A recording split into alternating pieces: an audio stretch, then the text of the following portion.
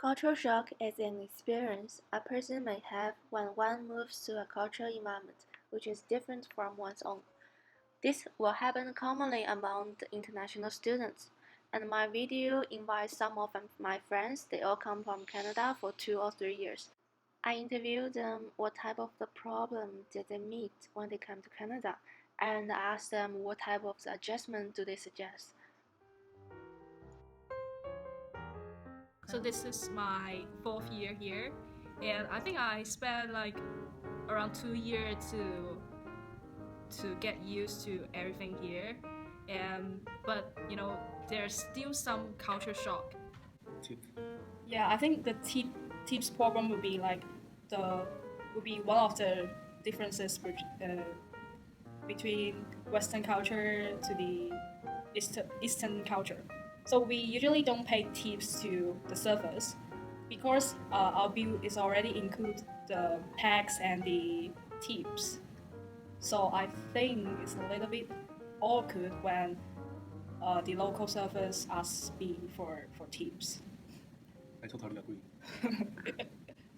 And the other thing is, especially in Vancouver, they will force you to tip them. Like they ask you after you pay the bill, then they just like chase after you and say, "Oh, you didn't pay the tips yet." It's really awkward because sometimes you just don't want to tip them because of the bad service. And the other question would be language barriers. Yeah. Yeah, you think so? Sometimes you say yes, you mean no. Like once my homestay asked me if I eat the food already, I say no. And she asks, so you didn't eat, right? And I say yes. And she's really confused and she didn't know what to do because she don't really understand me. So yeah, it still confuses me nowadays. And the last differences to me, I would say, is the nightlife. I think here is no nightlife in Canada, hey?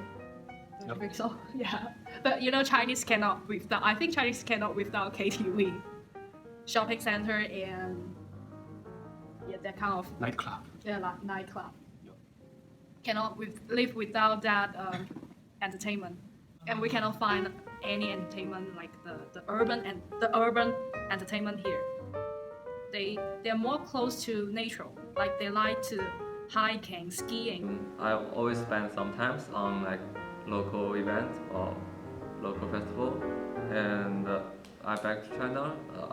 I always go to KTV and shopping center. But after I back to Canada, I have changed my lifestyle to fit in the local environment. I also made some local friends and go to skiing or hiking with them, and that's it. Due to some research, depression is still a hidden risk among international students.